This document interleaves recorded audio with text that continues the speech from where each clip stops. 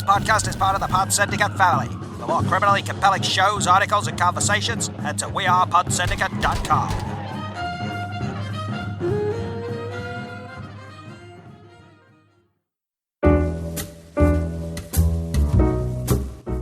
Get the behind-the-scenes information on the breweries and beers you love with What's on Tap's Brewery Sessions.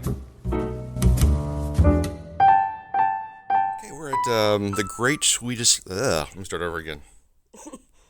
Cut. Take two. We're at the Great Swedish Beer Festival. And so before everything kicked off, I was very fortunate to meet up with someone I've been talking to over the past year. Malin Derwinger, which I completely butchered her name. I just realized better than most. Better than most. All right, yeah. I wasn't the aggressive German like you were mentioning before. But you are known as the Swedish Cicerone. Yeah, that's my alter ego. Alter ego, your a.k.a. also known as. Yeah. Is that your gangster rapper name? Yes, definitely. DJ Swedish Cicerone. Yeah. So, what made you want to become a Cicerone? Just there weren't a lot of certifications you could take as a Swede. Wait. So you mean like within the beer world, or yeah, just within like, the beer okay. world. Yeah, sorry. With wine, there's all kinds of at least a dozen schools and courses you can take. In Sweden, the only thing that was available for me at the time was the beer judge, which I did. So I'm also a beer judge, but I wanted to gain more knowledge and just have let's back it up a little bit then. How did you get in? Like, what got you down this path? Like, how do you even get into the idea? Like, I just love beer so much. I want to start judging it. I want to like become more involved in knowing beer and beer history and how to make beer. Well, I started brewing at 18. Okay. At home, so that's kind of how it started. I actually don't brew at home anymore, but that's kind of how it started. I spent a few months at a microbrewery in Stockholm. And I don't know, I kind of taught myself, just read a lot of books, tried a lot of beers. And then in 2015, someone asked me if I wanted to start doing beer tastings, so I did that.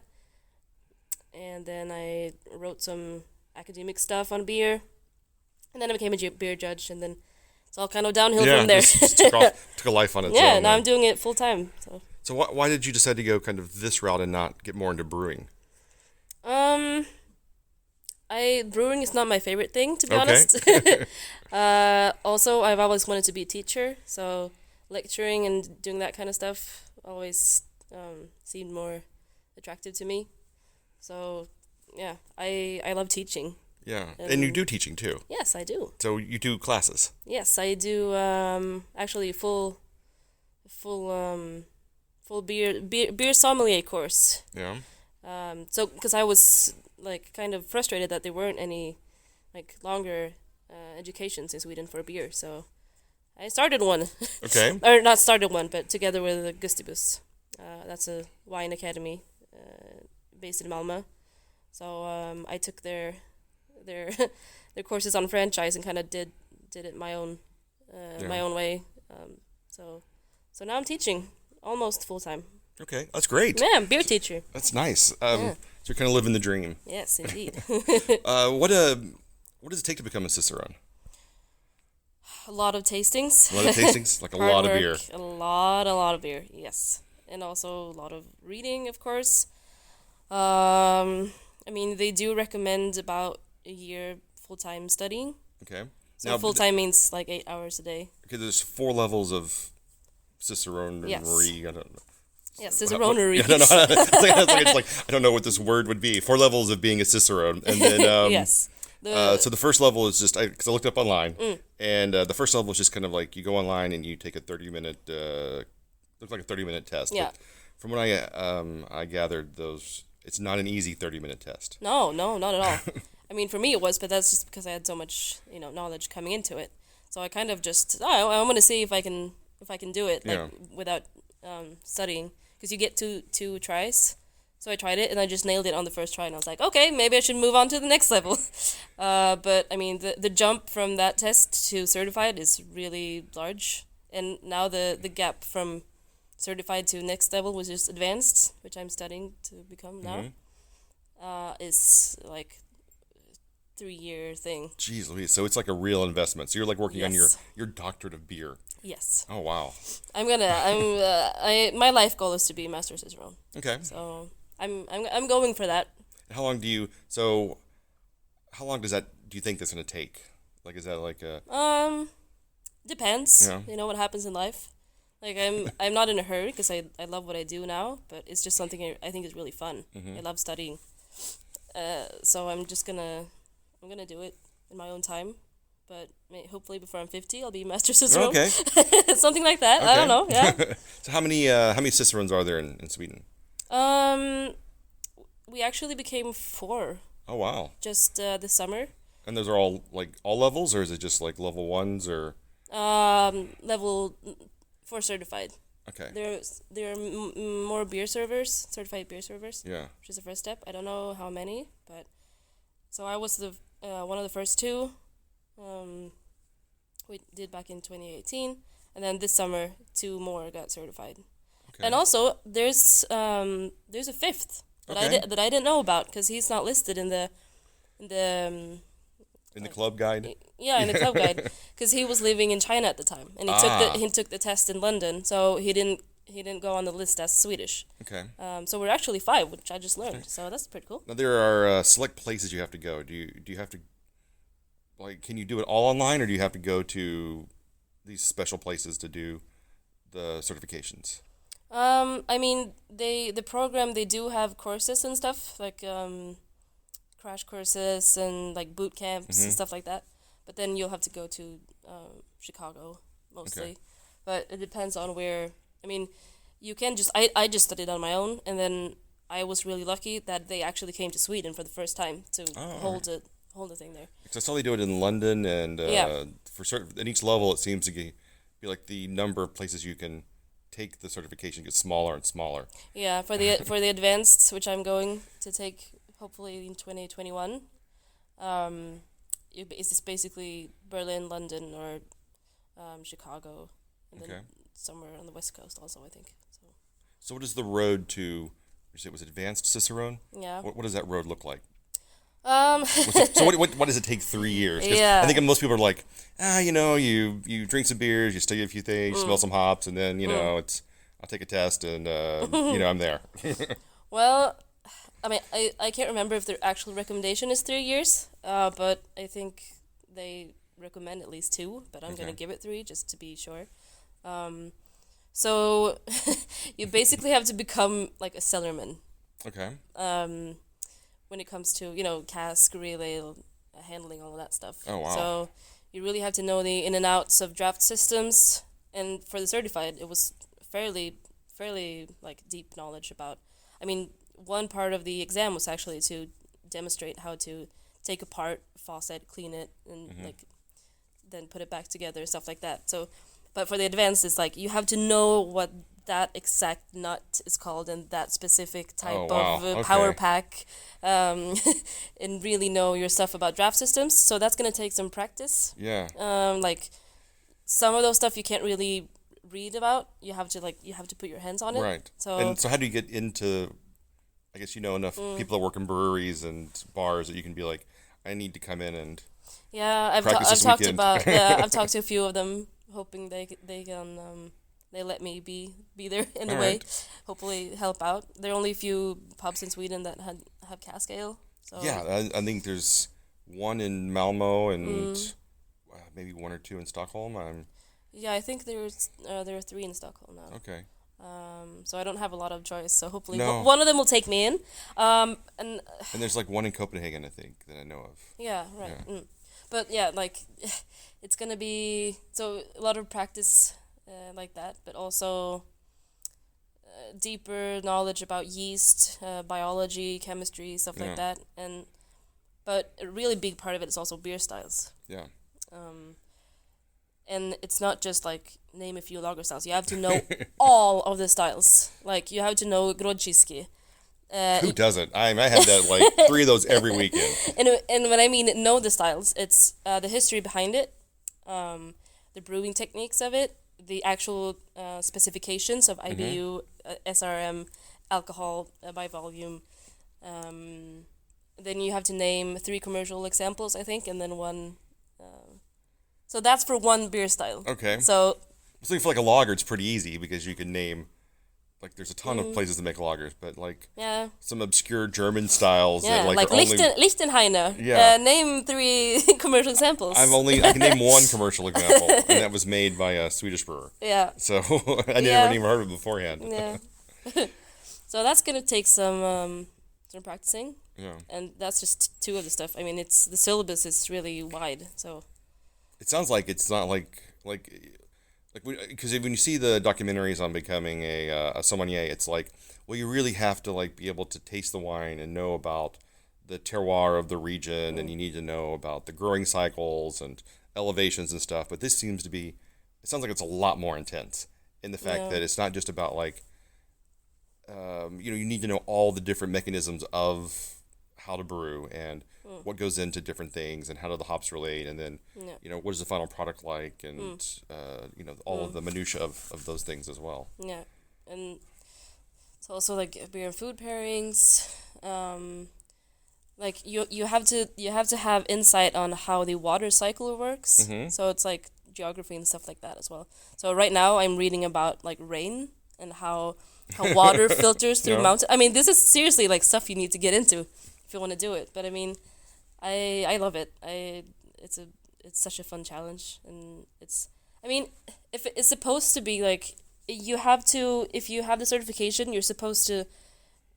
They're gonna drop you anywhere in the beer industry, and you're gonna be fine. Yeah. Like even if you are a brewer, or well, maybe not a brewer, that takes some extra technical skills, but like in a bar or like restaurants or like talking with brewers. I mean, I'm a brewery consultant sometimes. Like, so I go around telling brewers how they can make better beer. It's like, hey, you're screwing this up. Yeah. Or like how not to screw it up. So has becoming a Cicerone has it messed up your ability to enjoy beer?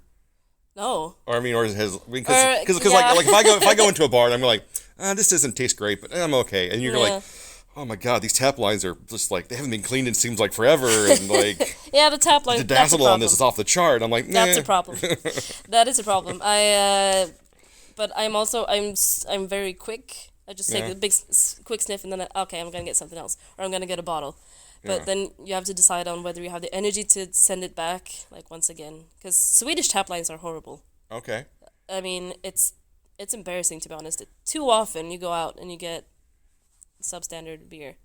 Then it doesn't matter how great the brewer was or how good a beer it is. It's still going to be ruined in the tap because the bar owners didn't have either the knowledge or they cared enough. Yeah. And that's the time to clean properly, or that's a big problem in Sweden.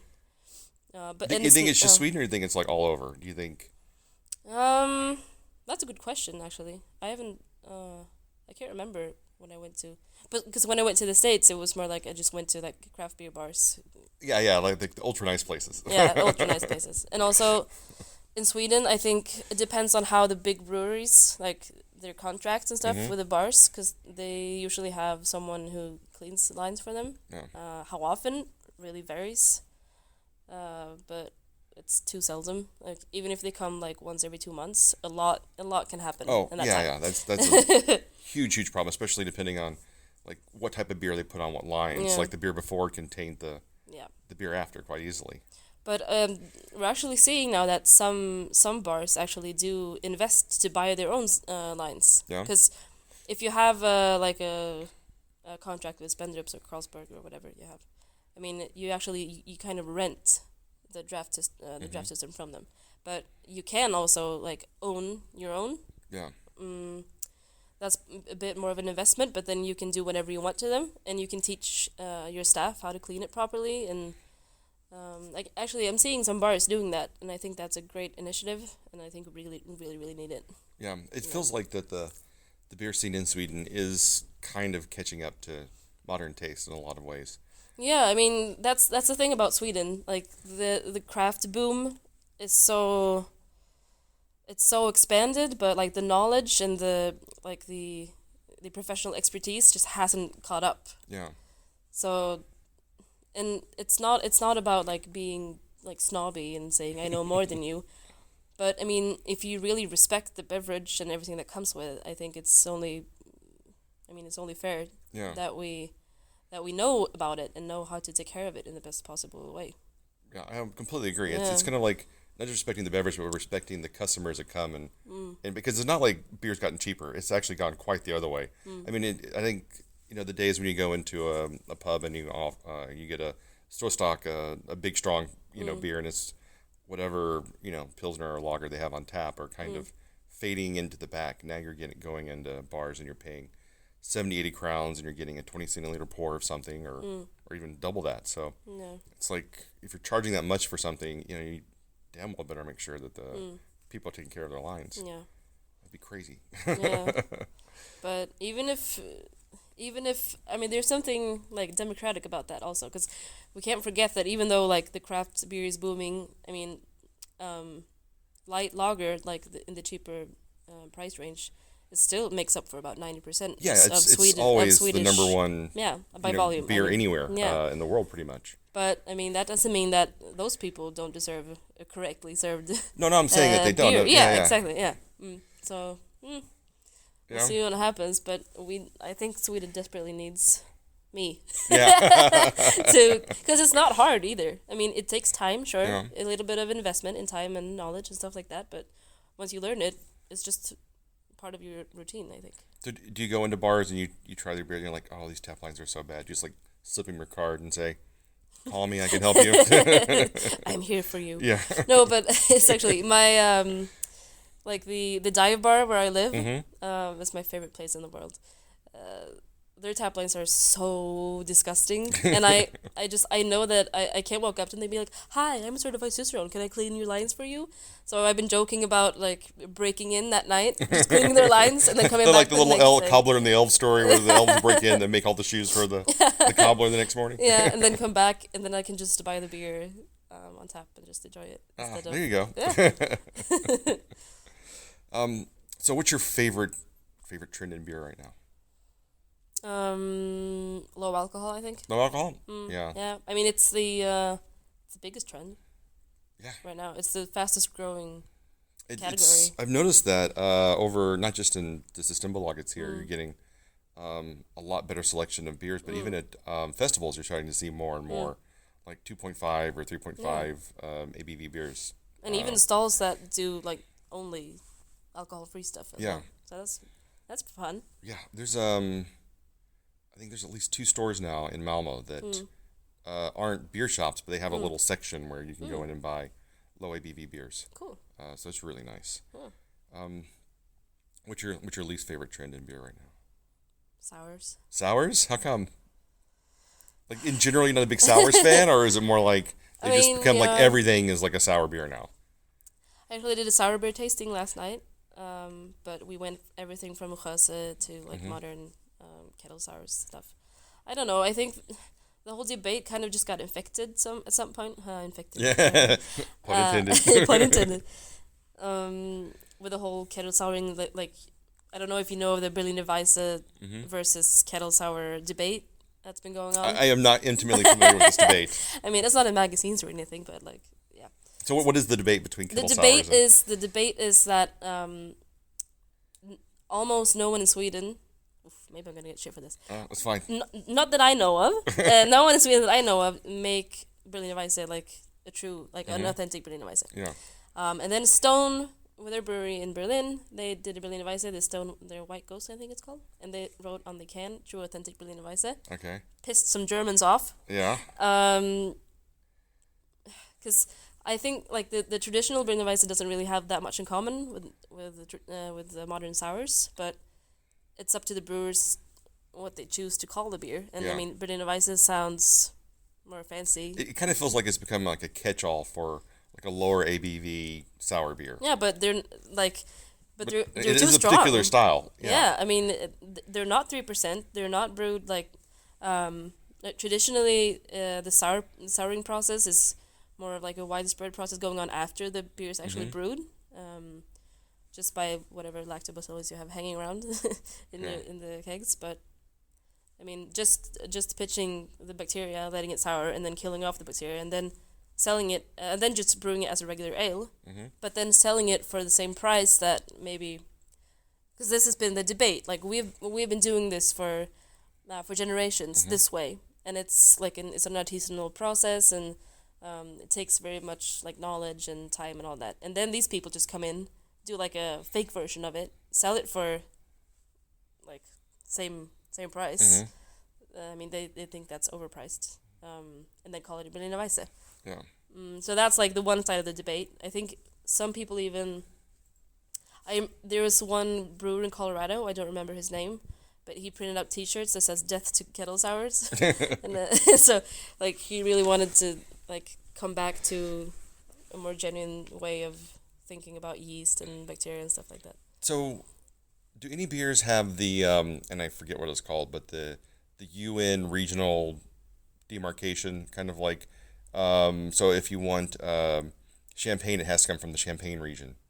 So why doesn't the Kolsch beer have to be from the Kolsch region, or Berliner Weiss, be from the Kolsch actually? Kolsch it's does supposed have to be. Yeah, it's supposed to be, but you still see like Kolsch labeled beers and.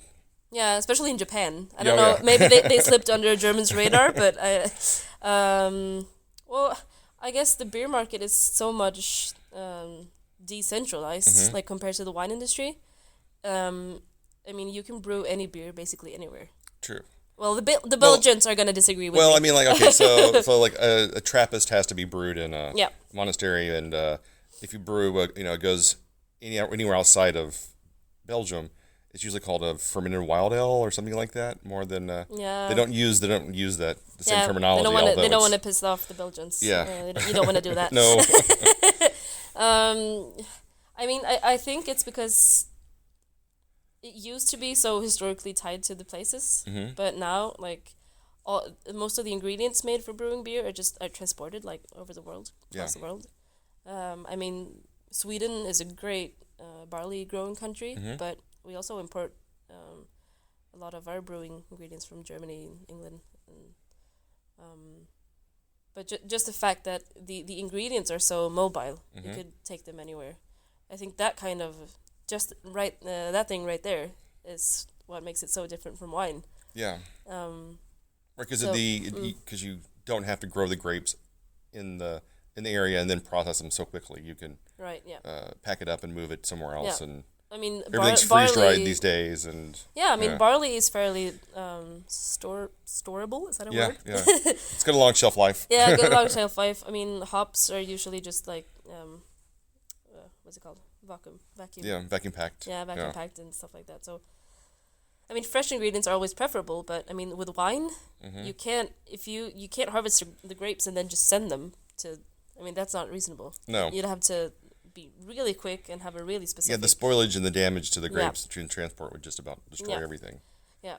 So I mean, wine is by necessity very connected to regions, and also it's very competitive business in that, like, if you buy 2 square meters of that and put your brand on it, it's very regulated in the market. Beer is more of an anarchy world. Very much. It's very chaotic in that way, which is fun. Can also be frustrating, but so yeah, I don't really have a good answer to why, except for that. When you write your thesis on become a master Cicerone, you can. yeah. I mean, they're interesting questions. So, what do you think about the state of the beer industry today? Do you mean from a brewer's perspective or consumers? Oh, there's so many ways to go with that, isn't it? Yeah, I know. Like, how do I answer this? It's like you want to say the question. I'm kind of like, what do I mean by that question? There's like in my mind, I'm kind of like, let's take a look at the macro version. So the state of the beer industry, and you've got the economics of it. Large brewers are going in and they're buying up small breweries. Yeah. You're seeing a consolidation of like power bases, even within smaller breweries are forming these little collectives where they can be self-sustaining. What do you think about all of that? I mean, as far as the shifting demographics of... Yeah, if we start with the consolidation thing, that can really go one or two ways. Okay. I mean, if we take Lagunitas, for example, when Heineken bought them. I mean, they went in with the promise that like, you're gonna do everything as you've been doing. We're not gonna interfere with the stuff. And then, bam! 2 years later, they fired like 30% of the staff and it really fucked them. Yeah. But if you look at like Asahi and the Japanese big companies that bought Pilsner Urquell, for example, and now also Fuller's, they've been managing it very like excellently. Yeah. Even like the only shift that we've seen is that the distribution is better. Yeah. Like, you can get it fresh in more places around Europe. But so the Consolidation thing, that I think I don't really. Then you have like the Ballast Point example. Yeah. Where if they're still sculpted in another year, I'll kind of be surprised. Yeah. Yeah. We'll see about that. Yeah. So I can either say like I'm for or against consolidations. Depends on what they do with it. Yeah. But I'm a big fan of macro brewed stuff. If you're gonna look at like sustainability, like the best thing you can do for the environment is drink macro. Yeah. Stuff like that. I mean, and also like the quality, very reliable, like quality. You know what you're gonna get, stuff like that. So I'm a huge fan of macro. Actually. Honestly, I've never had a problem with this. I don't understand like all the backlash against like when Wicked Weed got bought by AB InBev and everyone kind of like just canceled all of their appearances and going to their Wild Ale Festival and everything. I'm like, this is actually probably only going to make them stronger and better because there's going to be more consistent. There's going to be more energy put into like making sure that they're able to produce better quality over a longer period of time. Or you have the Goose Island example where they were like, we really don't want to brew our IPAs and our wheat ales and everything. Well, AB InBev can take care of all of that. We'll just focus on our barrel aged and stuff. I mean, I definitely have a problem with the argument that macro, like the biggest difference is that the microbrew, they're made with love, and they're made with like yeah. What? How do you even measure that? I mean, are you saying that the big breweries like Åbro, like the Bryggmästare, don't brew their stuff with love? Yeah. Are you serious? Yeah. He's one of the most dedicated brewmasters in the country. I mean, Carlsberg's definitely invested also, in creating like it doesn't. Experience. It's not like either with love or like only to make money. Like how do you define that? And like how can you say that the microbreweries are not just out to make money? I mean, exactly. That's also. I mean, I've often made the argument like, you know what, you may not like Budweiser, but the skill and the time it takes to make the same Budweiser taste the same all over the world, no matter where it's brewed. That's artistry in that. I mean, there's skill, real skill involved. Respect. Yeah. Yeah. Some of the arguments against macro are just. I mean, and it's okay to bash like macro lagers. Yeah. All the time, but if you criticize like one of the fancier brands, you're gonna get shit for that. Yeah. And I think that's kind of messed up, actually. Yeah, I kind of agree because sometimes it's like, well, all right, so we kind of rag on Omnipolo quite often on this podcast because we went from like, oh, we love Omnipolo to kind of like, man, is there anything they won't put in this? And it all just tastes kind of weird and funky, and there's really no discernible taste a lot of times. And you don't have to comment on this. I understand if you don't want to play favorites. But I kind of feel like they've gone from a brewery that's just been doing like crazy amazing stuff to just kind of like, here is just a bunch of stuff in a bottle with a really fancy label and a really crazy name, and you're going to buy it because it's Omnipolo. And so I kind of feel like genius marketing. They've become like more of a marketing company and less of like a brewery. Yeah. I mean, I could rant about Omnipolo for hours if given the chance. I always, when someone mentioned it, I'm like, okay, hold my tongue. Yeah. No, but it's not just like, okay, putting all this stuff in there. I was a little bit provoked with the hamburger fries thing. Everyone, I don't think you could not be a little provoked with their hamburger and fries IPA. People were so impressed because like they show that it's possible to make this kind of crazy thing, and I'm like, but why? But even like, but it's like Jurassic Park. Just because you can doesn't mean you should. No, but like, but I'm also more of a conservative in that way. But I mean, all that apart, like if I set that aside and say, fine, do like brew with snot if you like, do whatever you want. Just the marketing side of it, I have a big problem with that. Okay, why do you have a big problem with the marketing side of it? Because it's like pure gimmickry. Yes, and especially with their so-called anti-racist stance, I think that's very problematic, and I don't think it's genuine either. You think maybe it started out as genuine and then kind of fell apart? Because when the what's it called?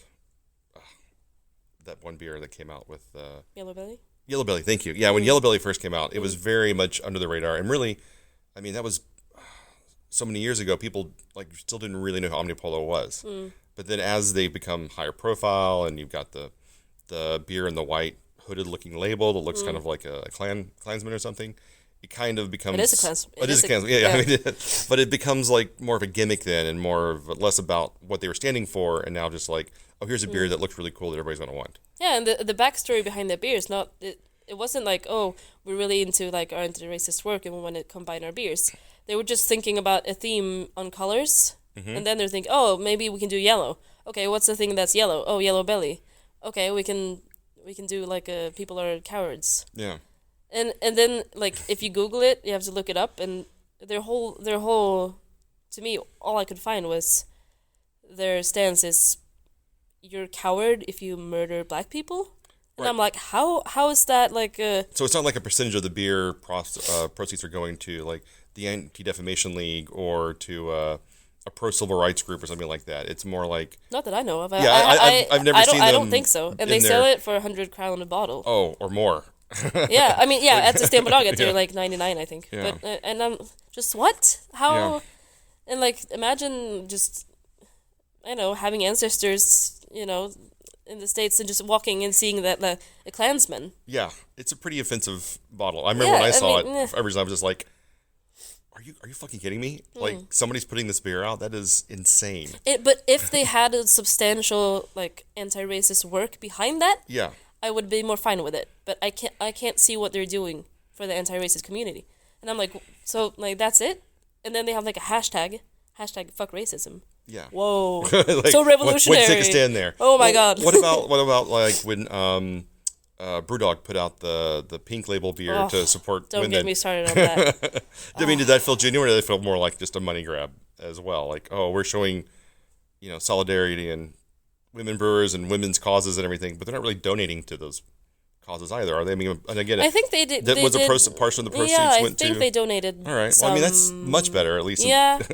No, Even if they're just repackaging a beer they've already put out before. Yeah, but like seeing that, I just in the back of my mind, I just remembered watching a documentary about them a few years back when they have like chicks sit on their laps reviewing their beers. Oh, their TV show thing that they did, and Yeah. no, they're. I mean, I'm not convinced. I'm No. not convinced, and just the whole thing with we're gonna use the sexism to provoke like a conversation about sexism. Like there's so many ways to do that. You don't have to use like the same old. I don't know. Is it kind of like? Is it like all of a sudden, like for 1 month every year, suddenly every company in the world is like, we love gay people, Yeah. and then the other 11 months of the year they're kind of like, well, we don't really need them anymore. We made our money off of that 1 month selling rainbow stuff, and Yeah, pretty much.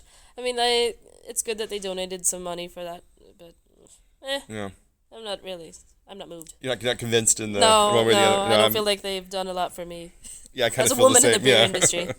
So, as a woman in the beer industry, how do you see that the industry has changed over the past few years? Well, I guess you cannot not mention Algaris. Yeah. That's something you really have to take into consideration.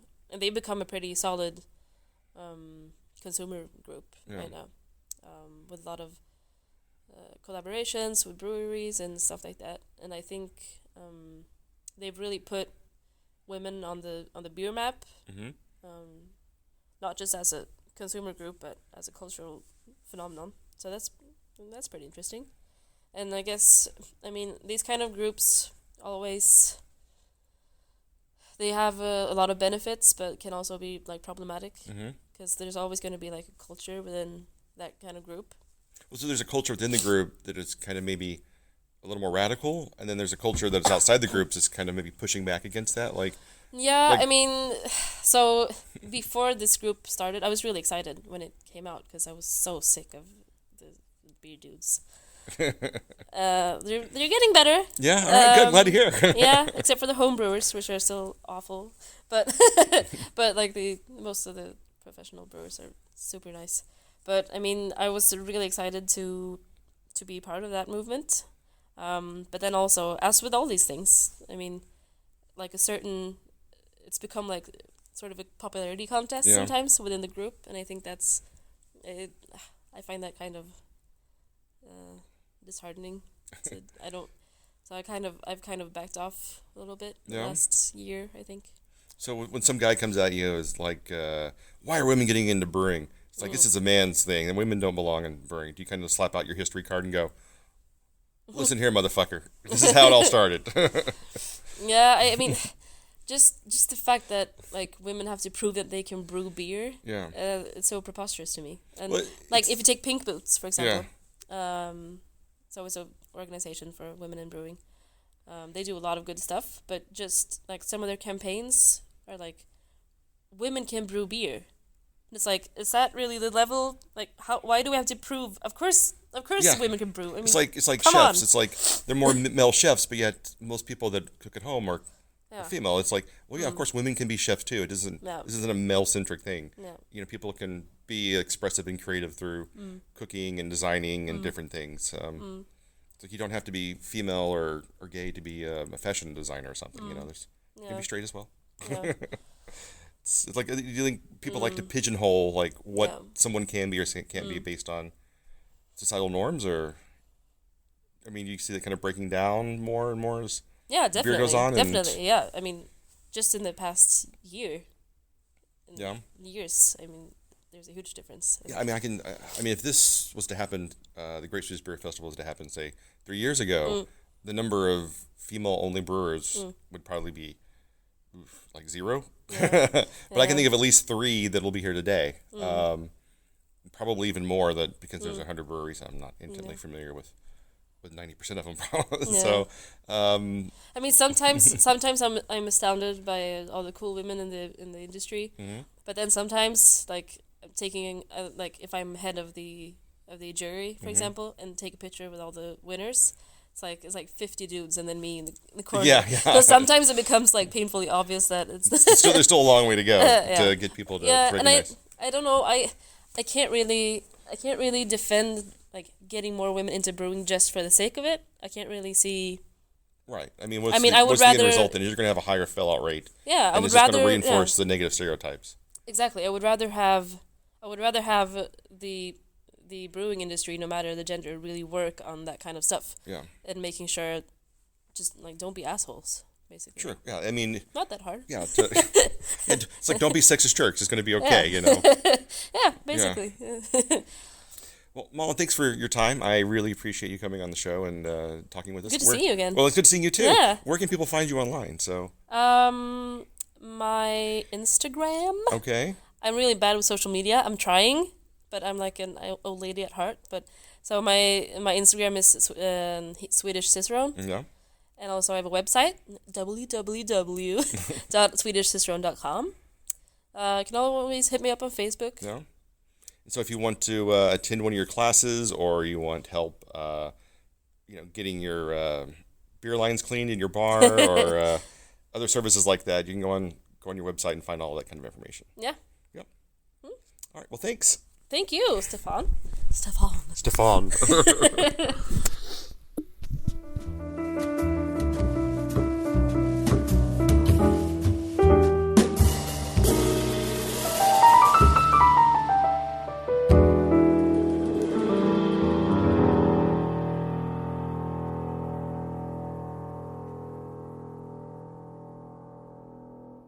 podcast is part of the Pod Syndicate family. For more criminally compelling shows, articles, and conversations, head to wearepodsyndicate.com.